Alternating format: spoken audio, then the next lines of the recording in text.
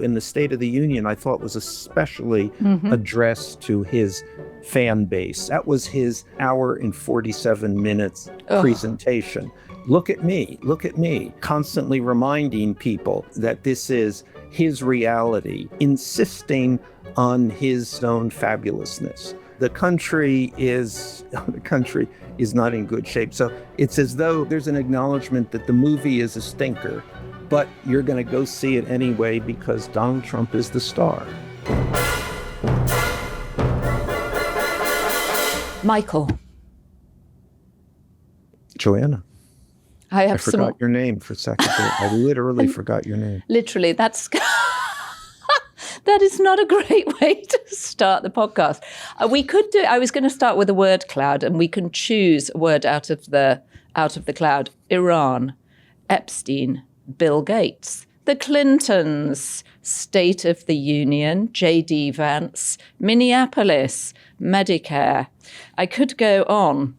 I like the idea, and I would like to get to the word shame and ashamed, which I know something about where that word has now slipped into Trump's rather frequent usage. So let's go to that word at some point. Okay, well, we could start with that word because it's not a word traditionally associated with Trump because people around him, and in fact we see it, as his audience or fan base, I say fan base in inverted commas, know that he is a man that doesn't have any shame. In inverted commas, I think it is a genuine fan base. Well, we're not part of the fan base, is all I'm saying. No, but I've always thought he is speaking to, in the State of the Union, I thought was especially addressed to his fan base. And by fan base, there's a subtle distinction between a political base. This is a fan base in which they just want to see Trump. And I think that was his hour and 47 minutes presentation. Look at me. That's why you're here. Constantly reminding people that this is his reality. He was insisting on at every sentence, his own fabulousness, which is obviously a kind of a fan ingredient. You don't really care what I do, what I say. It's just my presence. And so he could go on at an enormous length saying things that were failing to really address anybody's concerns and hoping that just his 147 minutes or an hour and 47 minutes of Donald Trump would suffice.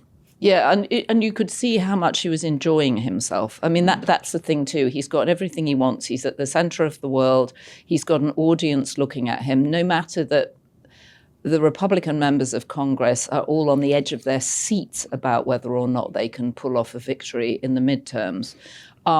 And you just saw him, I mean, there was a moment where he turns his head, well, there were several moments where he turns his head to the side. And it may be that he's trying to look at the teleprompter, but what you see is this bird-like ability to listen to what's going on, to listen to the room, to feel the energy, and then to know where to take it next. And I've never seen it quite so visible. And it was a remarkable performance for a guy who's 79, who, many people have diagnosed as on the verge of dementia, or if not demonstrating symptoms of dementia. He seemed frail and that he was clutching the edge of the podium. And I wondered if he was wearing sort of intimate male hosiery like Manx, holding that body together, because at one point he looked like he might be sinking. But it was a pretty bravura performance. I hope I don't ever have to do an ad read for Manx. Well, I think on that basis, you've thrown down the gauntlet. It was, and I think performance is the note to hit here, because it was as though the country is not in good shape. So it's as though as though there's an acknowledgement that the movie is a stinker, but you're going to go see it anyway because Donald Trump is the star. Right. But you made the point last week when we were talking about the banners being unfurled in the government buildings in DC. And it really is a sight to behold, especially outside the DOJ, these enormous German-type banners in a way. I don't even know what to call them. I know. They are. They don't exist in America. They don't exist in America. Well, the only place we've really seen them is Germany. Is Germany.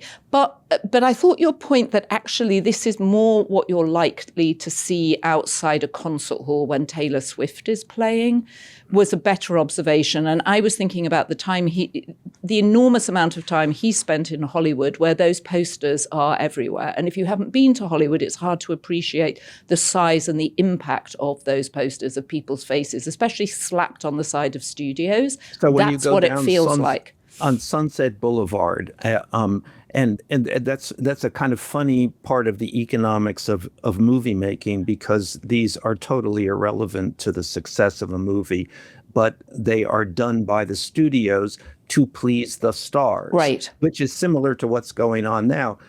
Trump's banners are put on these buildings not really for any other reason except to please Donald Trump. Yeah, exactly. Yeah, they have no impact whatsoever. And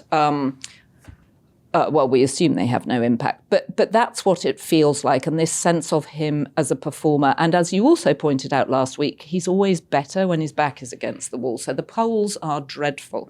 There is nothing going on right now that a normal president would feel bullish about. And yet that's when Donald Trump manages to reach down into whatever that wrinkled little walnut of a heart he has and pull out some energy.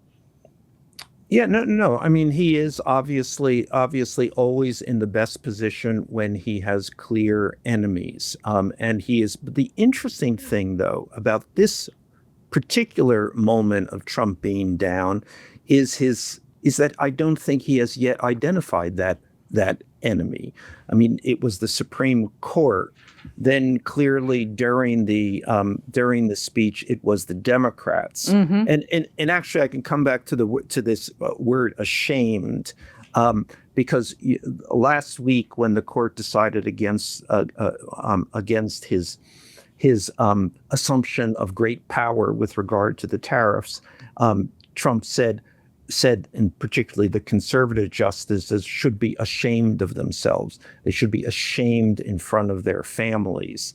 And then during the speech, he said to the Democrats who were not standing up to praise his policies, they should be ashamed of themselves. Well, I think we have a clip of that. Why don't we play it?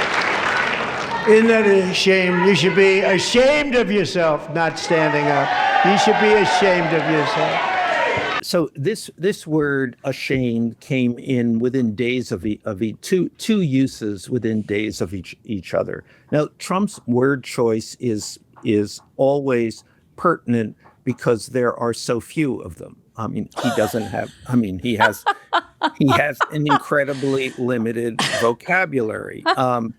And this is helpful to him because it's often hard to know what he means because he uses the same word constantly, and it's something is beautiful. All of these things are beautiful, or something tremendous. Is something's tremendous. Yes, and the interesting thing, so I know how his speechwriters work, and I use speechwriters kind of loosely, the term, because Trump actually writes most of his own speeches. Well, writes, I use that word loosely too. There is an extemporaneous delivery here of these speeches. But one of his chief speechwriters is this really put upon guy by the name of Ross Worthington. And has been with Trump for since the first administration, and he has to work. He's an intelligent guy, but has to work within this incredibly limited range of Trump's words. So just imagine this: you're a speechwriter, and you have to write speeches with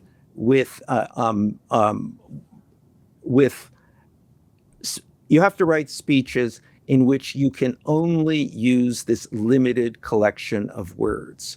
And you get in trouble if you expand beyond that. First thing, because Trump doesn't know how to use the words. He doesn't know what the words exactly mean. Then he starts to use them in an entirely wrong context, and everybody goes crazy. What is he? He's AIDS. What is he saying? What? And then Ross Worthington gets blamed. You gave him this word. How could you have done that? But sometimes they try to expand the word usage, and so this word ashamed crept in, and it was a consciously new word put in front of Trump. Well, do we think we know? Do we think he knows what ashamed means? Why would possibly what is even the context of which Supreme Court justices would be ashamed of a decision that they have made, that they have agonized over for quite a number of months here? Shame is to be caught. You're ashamed when you get caught in the headlights, when you get caught out on something, something that you thought was going to be secret. And obviously, this is a public act. It was obviously a public act for the Democrats not to stand up, but they should be ashamed. And it's one of those kind of things. Everybody goes, huh? What does he mean? I should feel ashamed? Do I feel ashamed? What is he trying to say? And it's one of those things that he doesn't quite know how to use the word, but it has slipped in. And now we will hear it again and again and again, and it will always be used somewhat improperly. And if you were a psychologist, you would say he's projecting, that he's feeling shame over his very low polls and the fact that his policies are not working so far. Actually, I would say that differently. It is for him a contrast because he feels no shame. He is shameless. That is his advantage. And in some way, he may even appreciate that all people feel some level of shame, except for Donald Trump. That is his singular among all other attributes. That may be his leading advantage. He feels no shame. I'm thinking of poor Ross Worthington. It's a bit like saying to Picasso, or perhaps we shouldn't elevate it that much, but the idea of saying, well, you can paint a picture, here's your palette, but there's no yellow, there's no red, there's no green, and there's no blue. And so he's sort of poking around with brown. Actually, there was a strangely eccentric English poet called William Barnes who refused to use Latin words. And he would only use English words on the grounds that English words were the most expressive. And for some reason, I can just remember this from school, that instead of using the term manual labor, he would use the word handwork instead, which he argued was equally expressive. Anyway, a piece of irrelevant flotsam, except that Donald Trump is not the only person to use a limited number of words. But he's not a poet. Okay, silence from Michael Wolff. Okay, we're an oblique British, British poet. All right, so we've got as we're talking, we've got Hillary Clinton in Chappaqua, or how did I hear the BBC pronounce it today? Chappaqua, which reminds me of how difficult some of those words are to pronounce, giving evidence to the Oversight Committee about her relationship with Epstein, which appears to have been somewhat like Melinda Gates's, very minimal. I'd like to ask actually a factual question, which I'm not up to date on that. She had asked for this testimony to be public. Do we know what happened that was the committee turned her down on her desire to testify in public session? Is that what happened? We know? Well, what's happened is they're filming it in the Public Arts Centre in Chappaqua, and I think then it's going to be released. It's slightly unclear, actually. I was checking with our news desk. It's not live. It's not live, and it's not televised. in front of Congress. Yeah, it's not live and televised. It's being filmed, and they are going to release the testimony. My understanding is this afternoon, Thursday afternoon. We're recording this Thursday morning. And the people who are going to be there, I think, are James Comer, Ro Khanna, Robert Garcia, who's the leading Democrat on the Oversight Committee. Obviously, James Comer is the chair of the committee. Thomas Massie, who was enormously important with Ro Khanna in getting the release of the Epstein files, and Nancy Mace. And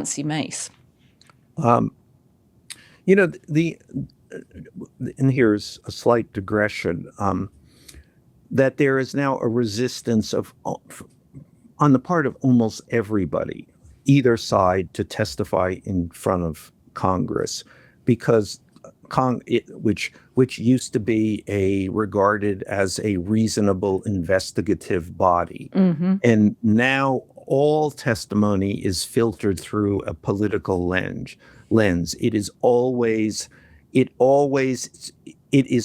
there to serve someone's agenda. It will always be leaked in ways that are advantageous to whosever agenda it is. So the hearing, this is on the part of, I've spoken to many lawyers about this who regularly deal with this kind of thing, is that nobody wants to testify. It comes off, nobody gets a fair break. It is to nobody's advantage, no witness's advantage. Well, and that's where obviously the Clintons went into this knowing that that they were being used for a particular agenda, and in this case, the agenda on both. The Republicans' agenda, but also the left agenda too.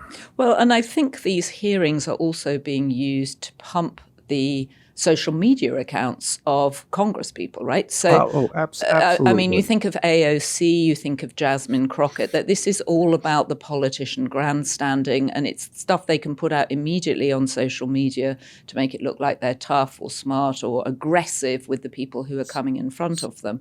And also, even the older members of the committee have young staffers who are anxious to prove their worth by growing a social media following. So it's had an enormous impact. And as you say, it used to be a really useful tool for investigation. And now it's become showmanship, it's become grandstanding, it's become social media fodder. Yeah, nobody wants to testify in front of Congress. So anyway, but nevertheless, sometimes people are hauled before Congress, and the Clintons, Hillary and Bill are examples of that. They are there unwillingly.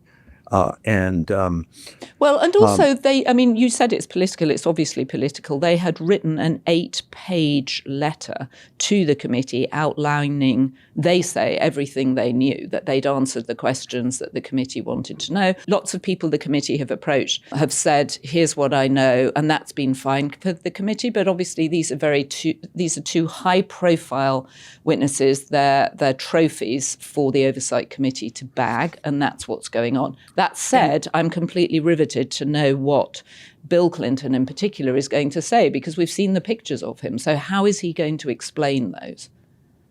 Well, I assume he's going to say that he was on Jeffrey Epstein's airplane 4 times, I believe, and Jeffrey Epstein transported him to the following places, and he did not go to Jeffrey Epstein's island, although you certainly would not know that from virtually every report across the breadth of social media. But he did not go to this island, and outside of that had relatively little to do with Jeffrey Epstein. I assume that is what he is going to say, because my understanding is that is the truth. But I think yes, perhaps it'll be interesting. Well, I think perhaps more complicated for him is his relationship with Ghislaine Maxwell. Various emails suggesting the two of them had gone off on brief vacations together. So I'm assuming he'll be asked about that too. And then, of course, there are the pictures of him in pools which I think Hillary has dealt with by saying these were relaxation breaks on long trips when we were staying in hotels, which may all be true. But the other thing, and let's not ignore the overriding point, that the one person who this is good for is the President of the United States, the current President of the United States, to have the former President of the United States hoisted like this, that Bill Clinton has always been an incredibly effective foil for Donald Trump. And the reason is that they are they are in their ways actually quite similar. Well, they seem to be similar in their approach to women and their quest for sex. Yeah, that was my point. Yeah, I know it was your point, but I'm just making it for you anyway. And also, we should point out it's the first. It's the first time a former president's been called to give evidence. That's is part of the Donald Trump playbook is always repeated. Things, if it works, do it again. And clearly, Bill Clinton was one of the ways that he managed to circumnavigate, let us say, the grab them by the pussy gate, and now this will obviously be helpful to Donald Trump, as are all of the other people who have been hoisted in this in the Epstein affair. And it's the first time that a former president has given evidence like this, which may mean that they can summon Donald Trump too. And of course, there's now this very interesting story going around that there's 53 pages missing from the files, which relate to a woman who came forward, I think, in 2019, and who said that she had been abused by Jeffrey Epstein and Donald Trump when she was 13. And there's some confusion as to why she was interviewed 4 times by the FBI, but only one of those times is mentioned in the files that have been released in the files, and there are 3 interviews which appear to be missing. May I footnote this to say that the issue here, there are 2 issues. The first issue is why was this material not included in the release of materials which was responsive to a law that said 100% of whatever you have. We don't know what you have, but we want all of it. So therefore, there's almost little rationale. The only slight rationale is this part of an ongoing investigation, which perhaps the White House will, or the Justice Department will claim it is. But that's one issue. But the other issue is that the claim here is that this abuse at the hands of Jeffrey Epstein and Donald Trump took place in 1983. Now, I am as close to sure as I can possibly be that Donald Trump and Jeffrey Epstein did not know each other in 1983, which would therefore mean that this is a lie. Have we had the conversation of where they met and when they met? I don't. I'm sure we've had many conversations. Neither of us can remember any of them. But I don't precisely know that. I put them together. The first time I know that they were together occurs in 1988, I believe. And I know this because they approached someone in a restaurant together. Actually, they approached a man by the name of Herbert Allen, who had founded the investment bank Allen and Company. And at any rate, they went up to Herbert Allen, and Trump had, I believe, had known Allen through Roy Cohen. So we understand the level of people we're dealing with here. Right. But anyway, he went up to Allen, said hello, and then said, and I'd like you to meet my associate, Jeffy Epstein. Jeffy. That's the first moment I actually put them together, and I actually think that maybe they had known that it was a new relationship of theirs, 6 months old, something like that. Okay, all right. Well, that would then undermine the story of the victim. But the fact that she was interviewed 4 times by the FBI, presumably about the same thing, is pretty interesting. Anyway, there's now a search on for those papers.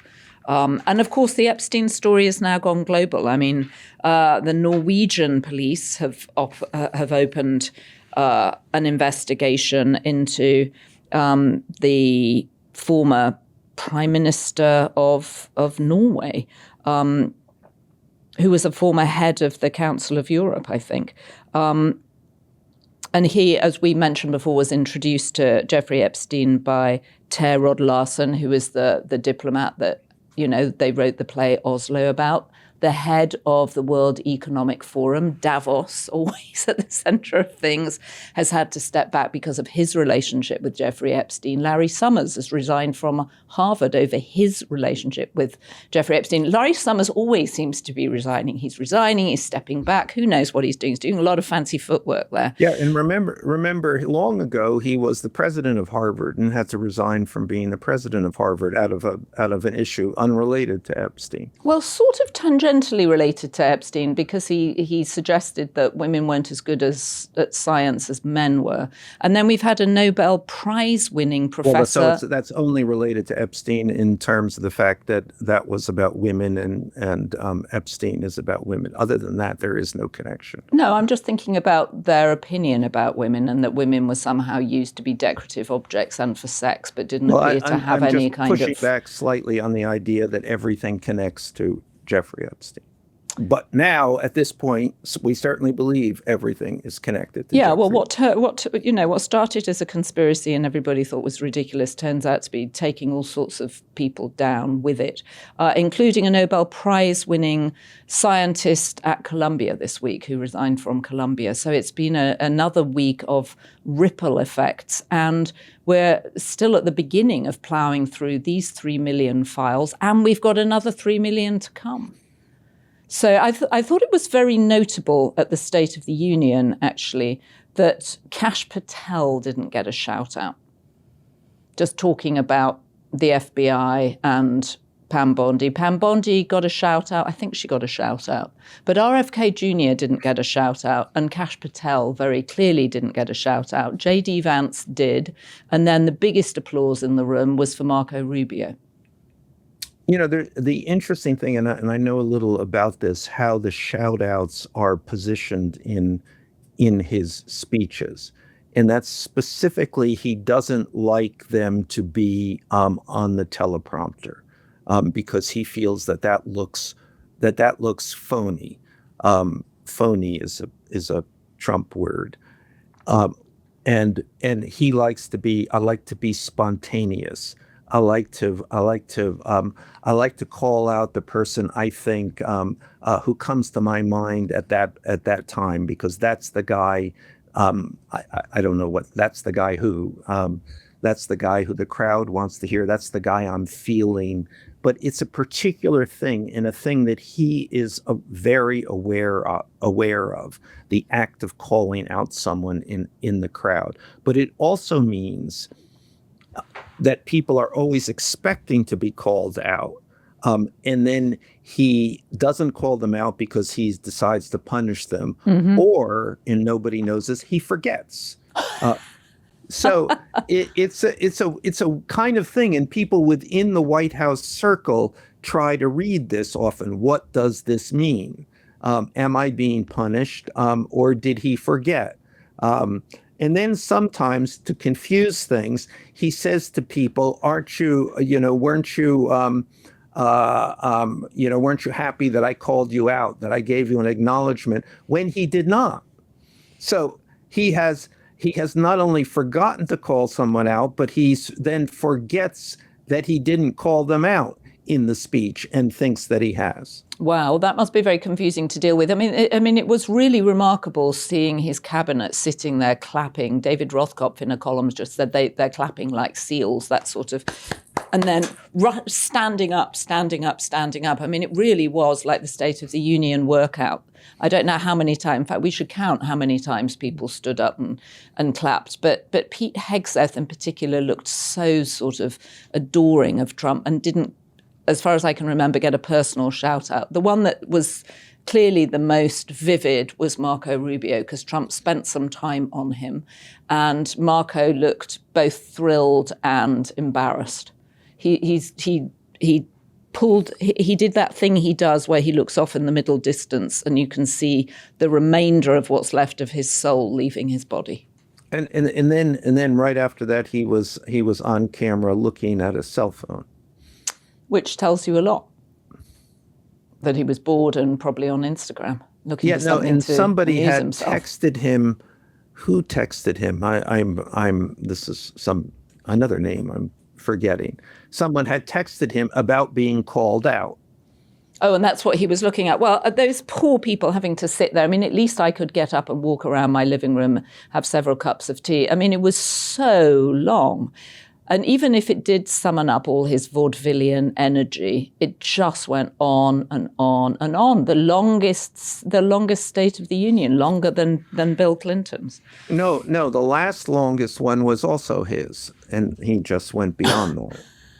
It's incredible. Anyway, look, his own record. Look, peace in the world hangs on a thread here. We've got Steve Witkoff and Jared Kushner as we speak, having a quick break from the talks about Iran, from the Iran talks, where the US is trying to figure out what to do with the last 3 main nuclear sites in Iran, and they want them dismantled, and they want the US to get the contents. And this is interesting too in the context of what they will do next, because as you might recall, when we last bombed them, Trump pronounced them obliterated. Exactly. So these sites that have been obliterated now need to be more obliterated. They need to be dismantled and brought to anything left over. But we're at this point, and we should. This is an incredibly critical point. What does Trump do with having amassed all of this firepower? Mm-hmm.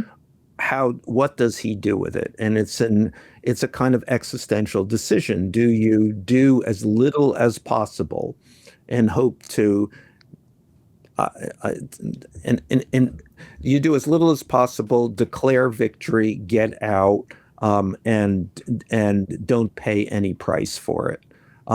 Or do you go forward? Do you use this all of this firepower to actually make a difference, to actually do something, to destabilize the regime, decapitate the regime, free the Iranian people, I'm sure Trump would say, and come what may, which is to say, you don't know what's going to happen. You don't know how the Iranian regime is going to respond. And there are indications by Trump's own generals that the response might be fierce and in some ways potentially apocalyptic. Yeah, John Bolton was on NPR this morning, just, I think, with PTSD from his days as Trump's national security advisor during Trump 1, just saying that Trump will have no idea. He was just trying to remember what it was like briefing him. And as you've pointed out many times on this podcast, inability to focus on any of the information, determined to argue with any analysis that's presented if he can pay attention. And he will have no sense of what regime change could be. It's just he approaches everything as, is there a deal to be made here? And what is the deal, if so? And of course, that's why Steve Witkoff and Jared Kushner are there. Steve Witkoff, his golfing buddy, who's a Manhattan real estate guy. No, and there's a kind of, I suppose, silver lining here, in which traditionally, and this is through the first administration and through this administration, because he can't, he doesn't want to concentrate on the details of going to war, the vast details, doesn't want to, isn't capable of, is just too bored. is that we don't, and we have not gotten into and the situation, a George Bush situation in Iraq. All he wants to do. So, and this is if you think about it, performative war is really shameful. But nevertheless, performative war does not get you, at least so far for Donald Trump, bogged down in endless war situations that you can never hope to come out with in any kind of successful way. Right. And of course, the blueprint he's got, I think, in his head is the Venezuela situation where they went in, extracted Maduro. And in fact, we saw the leading helicopter pilot get an award at the State of the Union address where Donald Trump sort of stole some of his valor, I think. And actually, it was the first time we'd heard that anybody had been injured. He had apparently had one of his legs shredded and he was there on a walker. That was the first time I think we'd heard of any injury whatsoever. We were told it was just a flawless operation, but much harder to do that in Iran. Well, I think I said the other day that in the Situation Room when they had their kind of come to Jesus meeting, what are we going to do here? And that was the meeting in which General Kane apparently outlined the difficulties in an attack on Iran, and which then Trump reinterpreted as it was all easy beasy and no problem, and then General Kane had to clarify that was not what he meant. But also within that meeting, then Trump kept repeating, "I want to do it like we did in Venezuela," and everybody was like, well, it's clearly not Venezuela. Right. By the time this podcast goes out, the talks will be over and we'll have some sense of whether or not Iran has said, as Trump keeps referring to it, the secret words, which are that they're going to give up all nuclear ambitions and stop enriching uranium. We should repeat this. We should note this, that they repeatedly say this. Right. But there's no logic to the way these things proceed. All right. So we've got also an apology from Bill Gates, just going back to Epstein so we've got an apology from Bill Gates, just going back to Epstein for a moment. I realized I didn't include him in the men that have gone down this week for saying that he had two affairs, one with a Russian bridge player and one with a Russian nuclear physicist. So at least these were intelligent women. What can I say? And then he says that Melinda, his now ex-wife, had warned him about Epstein. And he said, I've got to admit, Melinda was right. And he's apologized to his foundation staff. Everything is the same here. Everything is to script. Everybody is on script here. Yep. There's certainly no insight that Bill Gates is providing here. Right. No, Everybody I think is just saying what they are told to say by their lawyers, communications people, and their lawyers. Yeah, for sure. So it's enormously. It is as opaque as it has ever been. Yep. That's for sure. And of course, one of the most fascinating elements of the State of the Union is watching the two people behind Donald Trump. So no one can forget that moment where Nancy Pelosi rips up the agenda, I assume it was, and that was a big moment. Very interesting watching Mike Johnson, leader of the House, and the Vice President, J.D. Vance. And J.D. Vance looks in a state of permanent confusion and incredulity that he's there. He's got this sort of furrowed brow and he's looking at the back of Trump's head. And you're wondering, is he thinking what's inside Trump's head? He looks inscrutable, he looks incredulous, and he's also being vindictive to the people of Minnesota. Well, I think that this may be an instance of not primarily him being vindictive to the people of Minnesota, but of Trump being vindictive to J.D. Vance. So he's just given J.D. Vance the job of telling the people of Minnesota that that the federal government is going to withhold $250 million in Medicare funding. So in Medicaid funding. Medicaid funding, thank you. And this is, of course, against the backdrop of what's happened in Minneapolis. So they are being punished for that. And J.D. Vance is being the guy sent out to do this. So what happened in Minneapolis is hugely unpopular, incredibly unpopular, maybe one of the things that will result in the midterm election rout, possibly in both houses, in both the House of Representatives and the Senate against this government. Could not be less popular. And here J.D. Vance is given the job of being now the face of the punishment of the people of Minneapolis and Minnesota. So he can't be happy about that. Well, and of course they're using the fraud in Minnesota, which actually has been addressed. I mean, there are, I think, 47 people in jail over a fraud that was about a children's nutrition program that largely took place during COVID, when government funds came flooding in and people siphoned it off utterly illegally. The Attorney General in Minneapolis was on it. They rounded up people who were guilty and they put them in jail. But it's become this festering wound that Trump keeps going back to. Well, I would say in a different way. It's more indicative of the dumbassness of the Trump White House, because they had a bona fide issue there. Mm-hmm. That was an issue that they had uncovered. This issue, they had highlighted this issue. It was genuine. It already.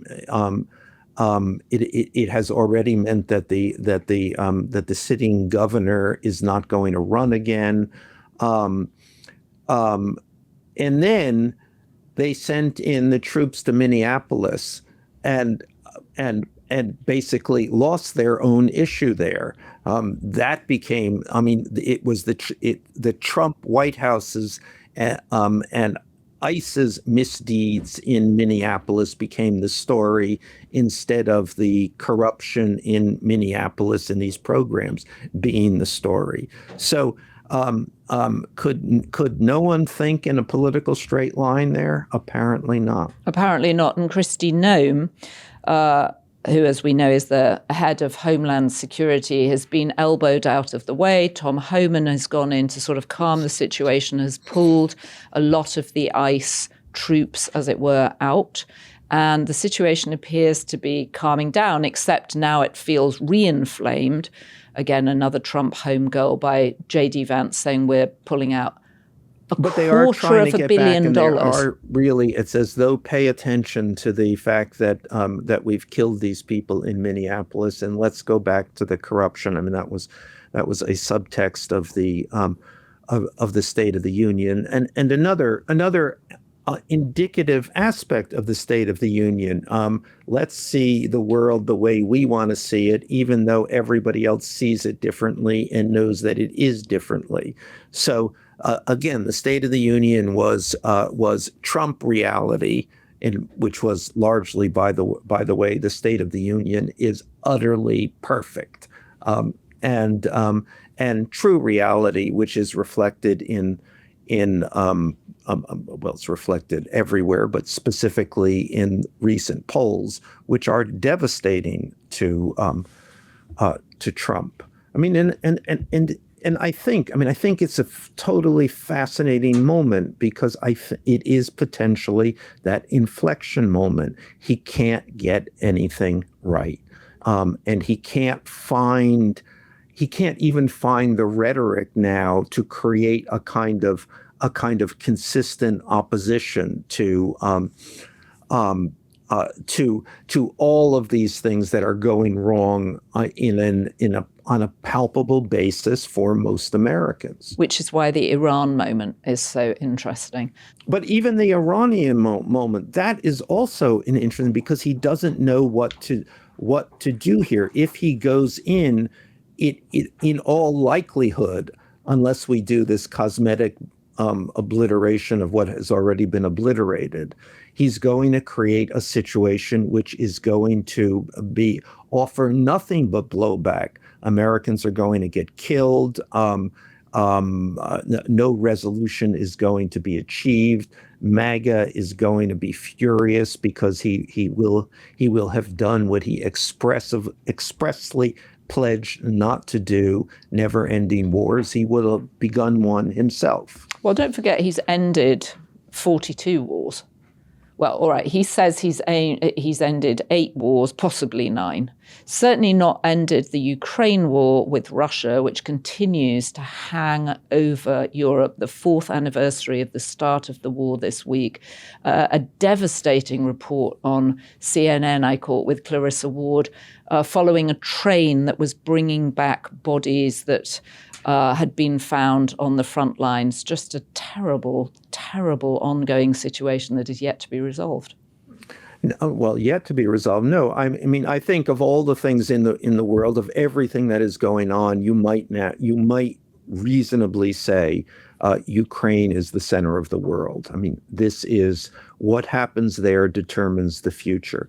And not to mention, I think the scale of what's going on, we in the U.S. don't entirely appreciate that we're talking about casualties which are running almost to 2 million at this point.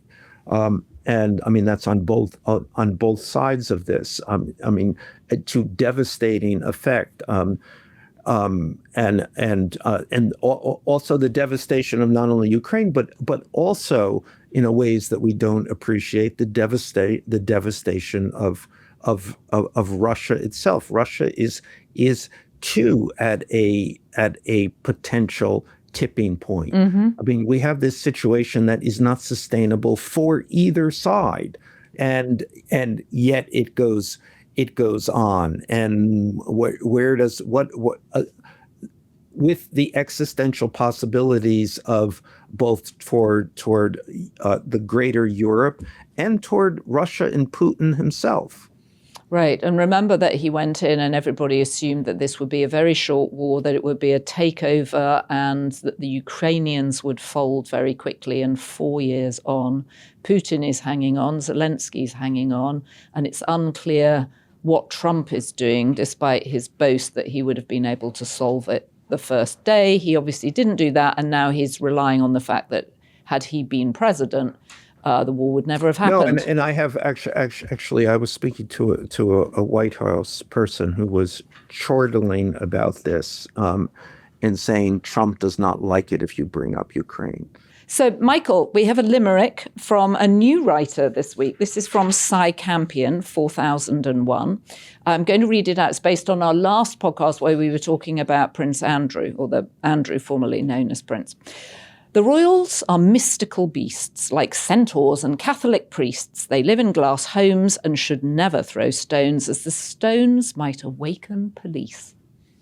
That is almost perfect as a limerick. I think rhythmically, it's perfect. No, that was great. Cy. Is that his name? Yep, Cy Campion. Well, it might be a woman. Might be.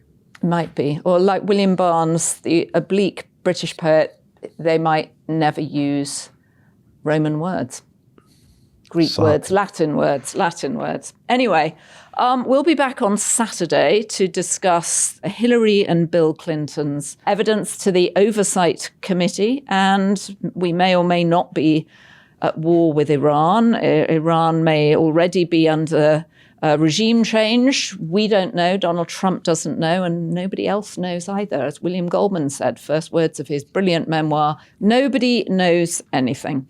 But I know that I'm launching a Substack. You've got one, and so I decided I want one, Michael.